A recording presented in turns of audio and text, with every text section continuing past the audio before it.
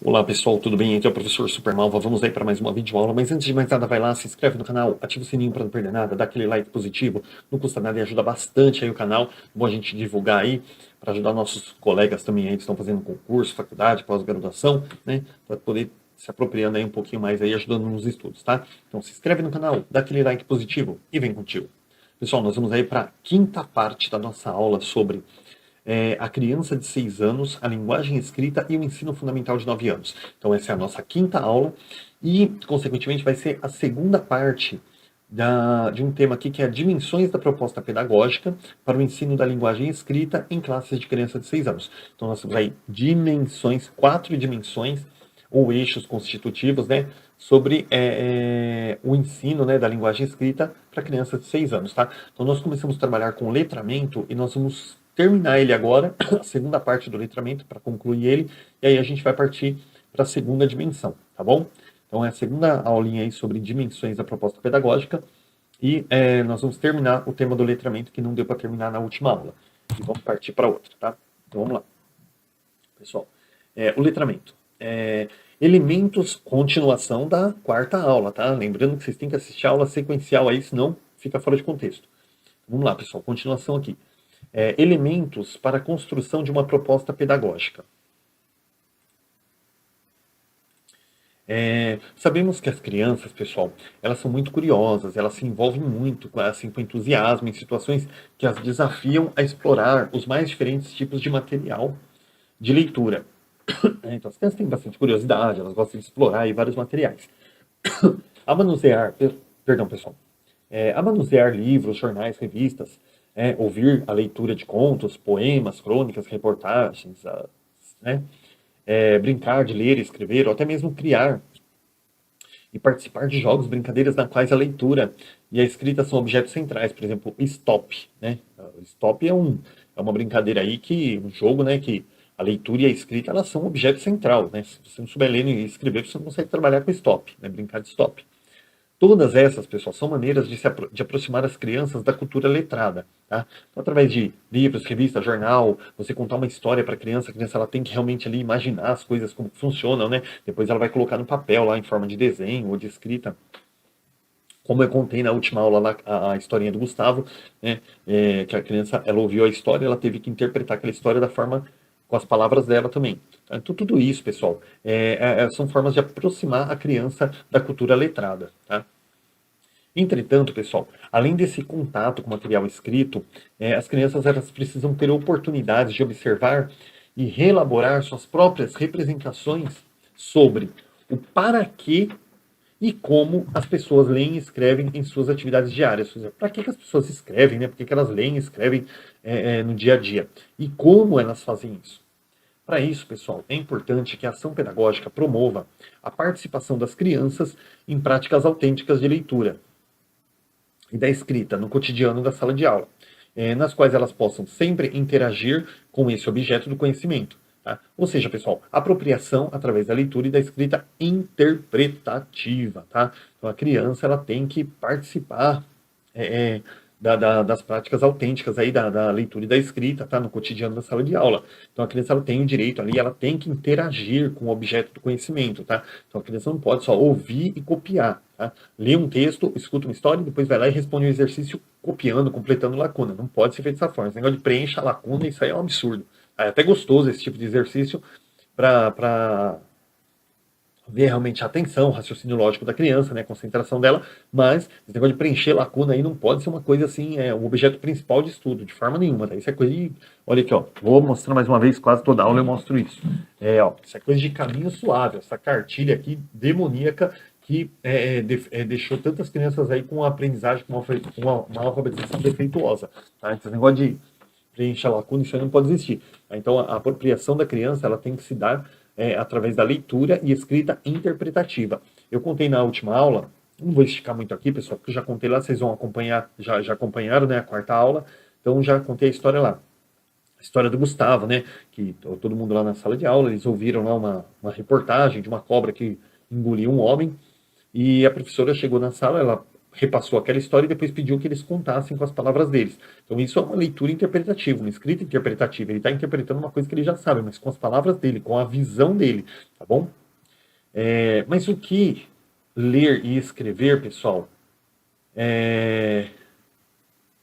Mas o que a gente deve ler e escrever para as crianças e com as crianças, né? O que a gente deve ler e escrever para as crianças e com as crianças? A leitura em voz alta, ela desperta o desejo e a curiosidade das crianças. Quando elas gostam da história que foi lida em sala de aula, acabam buscando os livros em momentos livres da leitura. Portanto, a leitura em voz alta para as crianças, ela pode despertar o desejo desse leitor, de ser leitor, né? Vale ressaltar a importância de se lerem outros materiais de leitura e buscar apresentar às crianças variados textos, gêneros textuais. Então vamos lá, pessoal. Quando a gente faz uma leitura em voz alta, a gente desperta o desejo e a curiosidade das crianças. Mas como que tem que ser essa leitura em voz alta? Né? Você chega e fala assim: era uma vez uma princesa que morava num castelo, uma vez veio um dragão, levou ela embora, aí o rei colocou lá que os cavaleiros que conseguissem resgatar a princesa ia poder se casar com ela. Meu, se a criança não dormir, pode ter certeza, se ela tiver uma arma, ela dá um tiro na cara da professora, né? Por quê? Você tem que contar, igual, por exemplo, aquela Sherazade lá da Rede Cultura contava lá no Rá-Tim-Bum, né? Que falava assim: era uma vez uma linda princesinha que morava num castelo, mas não era um castelo normal, era um castelo encantado. Mas chegou um dragão malvado e levou a princesinha embora. Então o rei, que não era bobo, foi lá e mandou avisar os cavaleiros que aquele que conseguisse resgatar a princesa se casaria com ela. Olha a forma que você conta. A criança, ela vai regalando os olhos de uma forma que é capaz da bola do olho pular para fora. Porque assim, gente, aquilo vai deixando a criança aguçada. A forma como é contado aquilo. Você vê quando começa um filme de terror, um filme de suspense, sempre começa assim, a gente é clichê, né? Sempre é uma casa de madeira gigante, velha, no meio do mato, onde não tem nada em volta, e a pessoa decide que ela vai passar as férias ali. Ou ela compra aquela casa, né? É sempre assim.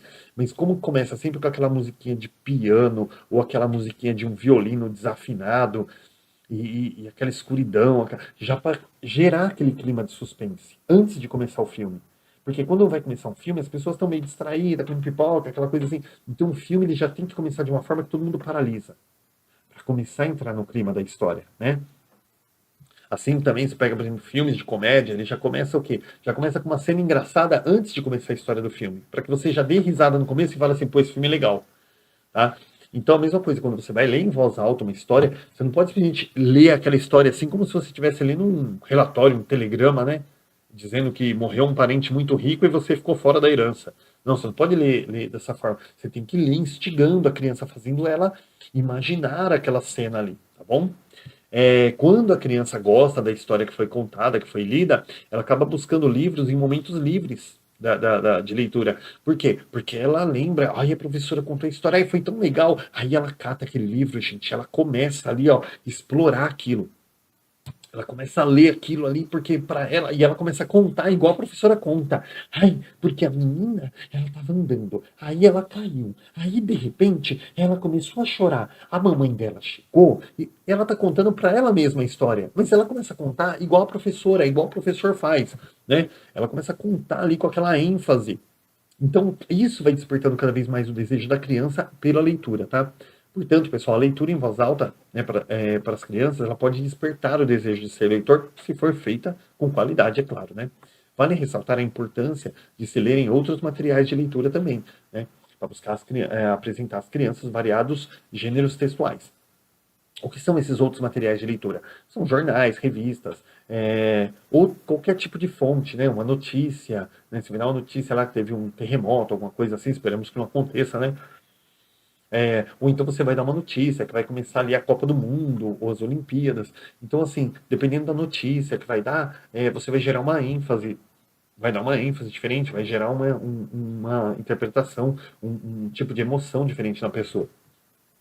E os formatos, realmente, por exemplo, um telegrama, né? É um documento sério. Ninguém manda um telegrama para dizer assim, Feliz Natal, né? Ninguém manda um cartão bonito, né? Com velas e bolinhas. Ninguém vai mandar um telegrama lá dizendo assim, Feliz Natal. Um telegrama normalmente é uma coisa assim. Hoje não existe mais, né, pessoal? Hoje tem e-mail, tem WhatsApp aí, tem tanta coisa, mas o telegrama ele é um documento assim que quando você me enviava uma carta, ela levava dias para chegar. O telegrama não, ele chegava na hora. Você chegava lá no correio, você ditava o que você queria, né? Você falava, ó, favor vir para casa logo, infelizmente, o papai faleceu, e aí a pessoa já recebia aquele telegrama no mesmo dia, porque era enviado ali, né, via telégrafo lá, e aí lá na outra cidade, no outro estado, a pessoa já recebia no correio, o correio já corria na casa da pessoa e levava no mesmo dia, porque era uma notícia importante, uma notícia urgente, né? Já viram aí na Rede Globo lá? Hoje não é tanto assim, mas antigamente, né, quando fazia aquele plantão da Rede Globo, né, meu, você já sabia que era alguma catástrofe que tinha acontecido, alguma coisa importante. Eles paravam o programa na hora ali para passar aquilo. Você sabia que era uma coisa extremamente importante, diferente do jornal, que era aquela coisa do cotidiano e tal. Então, assim, você buscar vários gêneros textuais para mostrar para a criança que existem várias formas. Tem aquela leitura gostosa, prazerosa, tem o jornal, que ele vai passar as notícias do dia, né? Tem a revista, que ela vai contar fatos ali, fofocas, aquela coisa. E tem, por exemplo, documentos importantes, né? Como o caso do telegrama, que aí é uma coisa mais importante, urgente. Então é legal você passar, apresentar para a criança esses diversos gêneros, tá? Para que ela vá se apropriando disso também. Além disso, vale ressaltar a importância das práticas de leitura e escrita, que se concretizam nos momentos em que a escrita torna-se mediadora de experiências escolares. Então, assim, é importante a gente ressaltar, né, essa importância das práticas da leitura e da escrita. É muito importante isso. Que elas se concretizam nos momentos em que a escrita ela torna-se mediadora, das experiências escolares, ou seja, assim, a escrita vai acompanhar a criança, né, nas experiências escolares, ampliando as relações e regulando os comportamentos das crianças e dos adultos no interior da escola. Nós estamos nos referindo, pessoal, diz aqui no documento, né? Estamos nos referindo aos eventos de letramento que ocorrem quando os professores levam livros para a escola, né? Livros de literatura, jornais, artigos, né?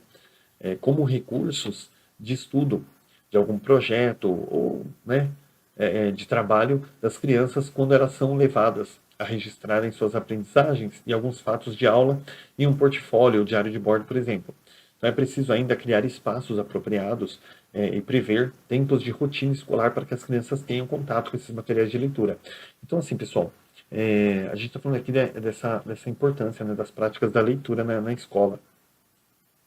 É, é, e também, pessoal, fala sobre ampliar essas relações, né, regulando o comportamento das crianças e dos adultos. Então, assim, quando você coloca na rotina escolar esse costume da criança ler, da criança, isso aí a criança se torna até mais calma na escola, acaba muito aquela correria, aquela coisa. Eu trabalhei em escolas que tinham bibliotecas no pátio da escola. Então a criança ela acabava de comer ali, ela ia folhear uma revistinha, muitas vezes ela não sabia nem ler, e tal, mas ela via as figuras ali e tal. E aquilo diminuía muito a relação da correria, da agressividade, da gritaria ali durante o horário da refeição. Tá? Também é muito legal o professor trabalhar com projetos em que ele leve livros, revistas, jornais ali, para que as crianças possam produzir ali, de acordo com as vontades delas, temas ali, textos, baseados em alguma coisa que elas leram, tá? Ou então também trabalhar em forma de portfólios ou diário de bordo, né? Ali, sempre colocando ali aquilo que os trabalhos que elas fizeram, né? As pesquisas, né? Montando um portfólio, aqueles trabalhos com cartazes, né? Então é muito bacana também, tá bom? E importante, tá? Vamos dar uma olhada aqui como é que tá a aula. Tá com 3 minutos ainda. Então vamos lá. Pessoal, agora a gente vai trabalhar, a gente terminou essa questão do letramento, tá bom? E a gente vai trabalhar agora, pessoal, com o desenvolvimento das habilidades, que é a segunda dimensão da proposta pedagógica, tá? O desenvolvimento das habilidades de leitura e escrita de palavras, frases e textos em sala de aula, tá? O desenvolvimento dessas habilidades. Quais são as habilidades? Leitura, escrita, frase e texto em sala de aula. O processo de compreensão da natureza alfabética do sistema de escrita, ele desenvolve nas crianças, pessoal, mecanismos de leitura e da escrita de palavras. Apesar de muitas delas aprenderem esses mecanismos com uma relativa facilidade, pessoal, o desenvolvimento das habilidades relacionadas à leitura e à escrita de palavras leva tempo e requer treino por parte das crianças. Para isso, um conjunto de atividades de leitura e escrita de palavras e frases, ele deve fazer parte do planejamento pedagógico do professor desde o primeiro ano do ensino fundamental. Então, assim, pessoal, a criança ela se apropria de forma prática, né, do básico ali em relação à escrita e à leitura. Mas para que ela tenha uma real compreensão sobre isso, pessoal, é necessário muito treino, muito contato com esse tipo de material. Por isso existe a necessidade do professor considerar esse conjunto de atividades, pessoal, específicas no seu planejamento. Tá? Então é legal o professor planejar mesmo, garantir essas atividades específicas ali no seu planejamento, procurar trabalhar que a criança tenha contato com esse tipo de coisa, para que ela venha se aprofundar nessa questão da leitura e da escrita, tá? Que não, isso aí não vai ser construído do dia para a noite, tá? Isso vai ser construído debaixo de muito treino, realmente de muita experiência, de muito contato. Por meio de situações de aprendizagem que tomam o texto como objeto de ensino, as crianças elas devem ter oportunidade de compartilhar com as professoras suas estratégias. Tá? Então, eu vou ler de novo aqui, porque passou um carro, o pessoal meio que me desconcentrou. Então, vocês me perdoem, são só 2 linhas, eu vou ler novamente aqui. Por meio de situações de aprendizagem que tomam o texto como objeto de ensino, as crianças devem ter a oportunidade de compartilhar com os professores as suas estratégias, seus conhecimentos, suas habilidades de leitura e escrita. Ou seja, a participação da escrita, principalmente através de rodas de conversa, daquela que possa se expressar acerca daquilo do que a criança já se apropria. Então, assim, é, quando você vai tratar sobre letramento, sobre a escrita, sobre a leitura, pessoal, é muito importante a participação da criança nesse tipo de coisa, tá? E as rodas de conversa, elas proporcionam isso de uma forma muito positiva, tá? Que a criança realmente possa estar participando, possa estar formulando, passando aquilo que ela já se apropria, para que a professora, a partir dali, possa passar situações de desafio para ela, para que ela possa trabalhar ali com a leitura e com a escrita, a partir daquilo que ela já sabe, de modo a se aprofundar mais ainda no tema. Tá? Eu me perdi um pouquinho nessa última frase, pessoal, porque tá uma barulheira aqui no condomínio, então vocês me perdoam aí, dá uma voltadinha para vocês pegarem aí o foco do que a gente quis passar, tá bom? Me perdoa nesse último parágrafo, porque realmente aí foi uma gritaria aqui e eu acabei me atrapalhando um pouquinho. Tá? É preciso ter cuidado com o vocabulário e a extensão dos textos trabalhados na sala de aula. Uma estratégia é o professor exercer o papel de escriba da classe, produzindo os textos coletivamente, ou papel de leitor, lendo para todos ali o texto escolhido.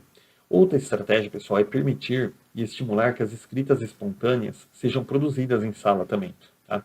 Também é possível aproveitar a diversidade da turma e agrupar alunos de forma que aqueles que já decodificam e codificam passam a servir de leitores ou de escribas para os seus colegas. Então, assim, pessoal, esse parágrafo que ele quer dizer o seguinte: tem que tomar cuidado com o quê? Com a extensão dos textos trabalhados, porque se você passa um texto muito longo, a criança ela vai se perder e ela não vai conseguir ali se concentrar, né, para realizar um trabalho legal, tá? Uma estratégia legal é o professor fazer uma roda de conversa em que as crianças vão falando, elaborando textos dela de forma oral, e o professor vai servindo de escriba, ele vai anotando, vai fazendo a escrita do texto. Também pode ser feito o contrário, o professor vai fazendo, vai fazendo a leitura, né, ele vai servindo de leitor, e as crianças vão produzir as suas escritas espontâneas. E uma terceira concepção também que pode ser legal é colocar realmente ali alunos mesclados de acordo com a diversidade. Ou seja, um aluno que tem mais dificuldade, tem mais facilidade em ler, ele vai servir de leitor para aquele outro escrever. Ou aquele outro que tem mais facilidade de escrever, né? Ele vai pegar aquele que tem dificuldade, ou o que tem dificuldade vai ler e ele vai escrevendo. Tá? Então pode fazer diversas formas aí de modo que as crianças vão se apropriando. Gente, qualquer que seja a estratégia adotada, o professor, eu tenho uma raiva desse texto aqui, ó, porque esse texto foi escrito em 2009 e eles só falam de professora, né? Então o professor não existe aí. Eu tenho aí quase 20 anos de prefeitura de Guarulhos, mas é engraçado que o texto de 2009 só fala a professora, né? E aí tenho que ficar interpretando aqui, pessoal. Uma hora eu falar errado aí, tá? É porque o texto só vem escrito professora, né? Só tem professora no Brasil, não tem professor. Então vamos lá, qualquer que seja a estratégia adotada, o professor ele pode propor às crianças que reescrevam o texto com palavras mais simples para expressar o conteúdo, tá? Então, assim, você pega um texto um pouco mais complexo ali, você pode chegar para a criança. Por exemplo, a questão lá do Gustavo, que eu dei na quarta aula, né, que eu mencionei. Era uma notícia dada no jornal da TV. Então, assim, reescreva essa história com as suas palavras. Isso é muito legal, tá? Segundo ponto aqui, pessoal. São vários tópicozinhos aqui, tá? Que a professora, tá vendo a professora? Que o professor pode propor às crianças, né? Vamos lá, o segundo, ó. Marcar, o professor pode propor às crianças que marquem partes do texto lido de acordo com a informação requerida e com o objetivo da leitura. Então, muitas vezes o texto ele acaba se perdendo, né? Falando muitas coisas ali. Então, você marca ali os pontos principais, realmente, tá? Outro, grifar palavras de acordo com o que quer se ressaltar. Então, eu faço muito isso aqui nos meus estudos, tá? Quando eu estou passando a aula para vocês, eu marco muitas palavras-chave de modo a reforçar aquilo, porque às vezes pega uma frase muito longa, para a gente não se perder na explicação, aquelas palavras-chave elas auxiliam, tá? Na explicação, na compreensão. Então, assim, grifar palavras de acordo com aquilo que quer ressaltar, tá? Fazer resumos do que está escrito, ou seja, você vai ler o texto. A gente tinha aquela mania, quando estudava, de pegar trechos do livro e ficar escrevendo no caderno quando a professora pedia resumo. E o resumo não é isso, né? O resumo é você ler o texto e colocar ali a ideia central dele, né? De uma forma mais simplificada. Fazer anotações sobre o texto, né? Tipo assim, olha, eu achei interessante esse ponto, olha, eu achei isso aqui era importante. Que é o que normalmente vocês fazem aí nas videoaulas.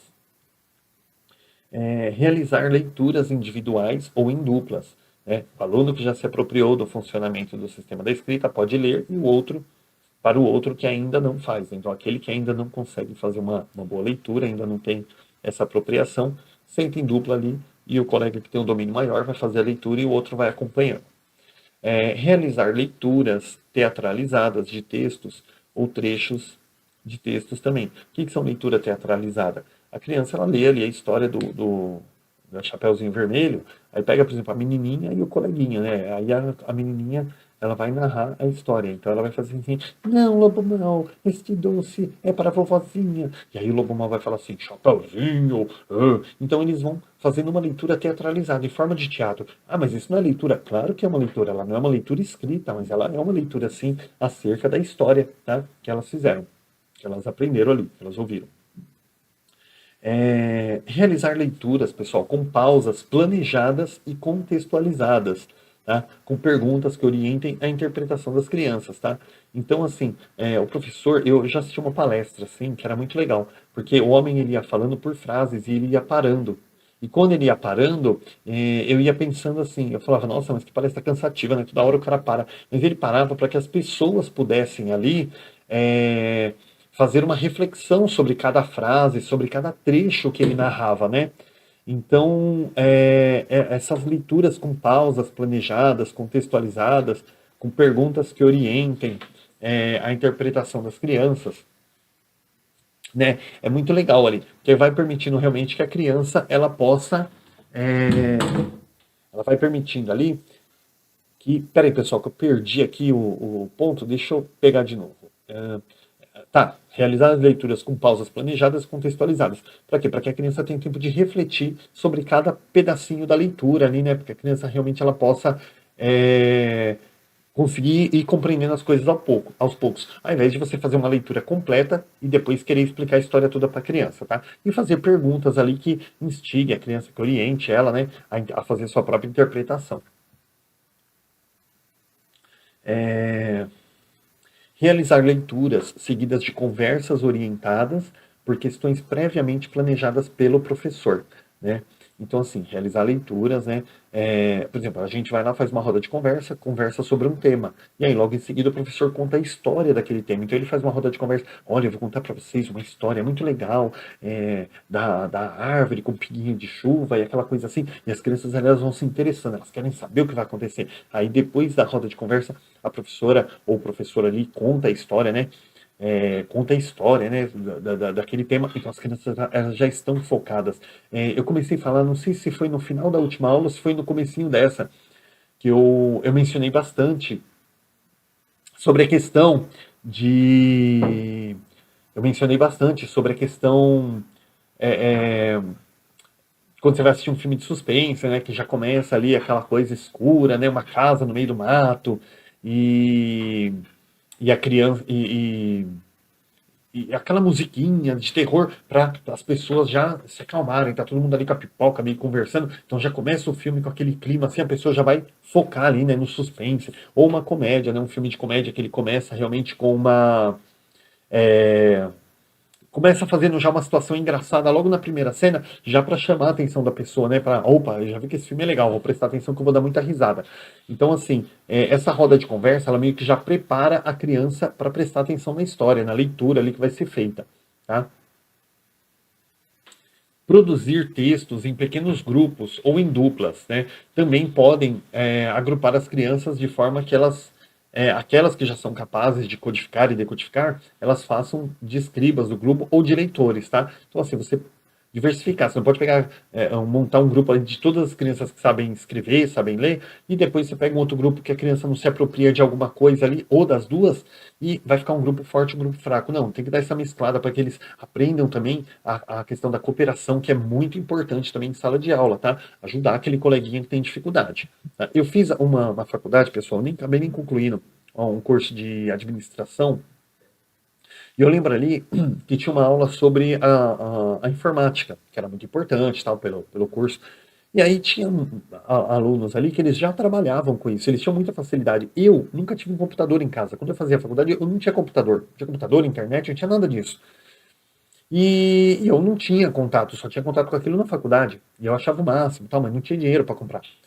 E ali o que acontecia? Tinha pessoas que já trabalhavam com aquilo. Aí você falava, pô, que bacana, né? Eles terminavam, eles ajudavam vocês. Não, eram caras egoístas. Eles terminavam ali rapidinho e falavam, ah, professor, posso ir embora? Eu já terminei. Então eles não sentavam, aí a professora falava, ah, vocês podiam ajudar, né? Os colegas, não sei o quê. Aí, meu, os caras fizeram isso aí meio constrangido. Quando chegou nas próximas aulas, o que, que eles faziam? Eles, quando chegava nas próximas aulas, eles saíam meio pela tangente, assim, terminava, saía assim caladinho, sabe, sem ninguém prestar atenção em nada, para ver se não percebia. Então era uma pessoa que, por exemplo, ele sabia, mas ele não tinha aquela preocupação de ajudar o colega que não sabia. Ele, tipo assim, ó, cada um por si aqui. Então isso não é legal, pessoal. A cooperatividade ela é muito importante na sala de aula. Tá? Então é legal realmente você pegar aquela criança que entende um pouco mais, né? Para que ela ajude aquela que tem realmente um pouco de dificuldade ali. E por último, pessoal, incentivar a criança ali, ajudar a criança para que elas possam produzir textos com apoio de roteiros definidos pelo coletivo. Tá? Então, assim, você fazer a roda de conversa de modo que as crianças definam ali o tema que vai ser trabalhado, tá? Para que elas possam produzir textos a partir de temas desenvolvidos por elas mesmas, proposto por elas mesmas. Tá bom? Deixa eu dar uma olhada aqui como é que está essa aula. Está com 27. Pessoal, dá para concluir aqui esse trechinho para a gente partir para outro tópico, tá? Então vamos concluir aqui. À medida que vai se trabalhando textos com as crianças, é possível observar como elas passam a considerar à medida que vai se trabalhando os textos com as crianças, é possível observar que elas passam a considerar as orientações do professor no momento em que entram em contato com novos textos. Por exemplo, quando vivenciam situações de aprendizagem em que o professor destaca certos elementos textuais, estando diante de um novo livro, a criança busca identificar os mesmos elementos, como, por exemplo, o sumário do livro, né, o seu autor, seu título. Elas passam a demonstrar comportamentos e habilidades de leitores e escritores, mesmo quando ainda não dominam o sistema da escrita. Ou seja, pessoal, quanto mais contato a criança tiver com o mundo da leitura e da escrita, mais experiência e conhecimento ela vai ganhando, e mais interesse ela vai demonstrar, né, acerca do tema. E mesmo que ela não possua ainda o domínio da escrita naquele momento, ela vai demonstrar interesse em estar aprendendo e tal. Então, quanto mais contato ela tiver com isso e mais experiência ela for ganhando, mais interesse ela vai ter ali acerca disso. Para concluir, pessoal, aqui essa aula, para as crianças de 6 anos, é necessário a mediação constante do professor, porque elas ainda não têm o domínio da escrita, e também porque neste período elas estão lidando com condições de produção ainda desconhecidas. Então, muitas coisas ali elas não conhecem, então elas precisam da mediação constante do professor. Por isso, é necessário que o professor sirva de leitor, escriba nas diferentes situações da sala de aula, tá? Principalmente nas atividades de leitura e escrita, porque a criança ainda está se apropriando daquilo, ela ainda não tem o domínio. Tá? Então é importante ali, criança de 6 anos, ter sempre aí constantemente a mediação do professor. A gente vai ficar por aqui, pessoal, e vai dar continuidade aí na parte 6 da aula, tá bom? Já com um novo título aqui, tá bom? Uma nova concepção, tá bom? Então faz uma pausa aí, daqui a pouco a gente volta.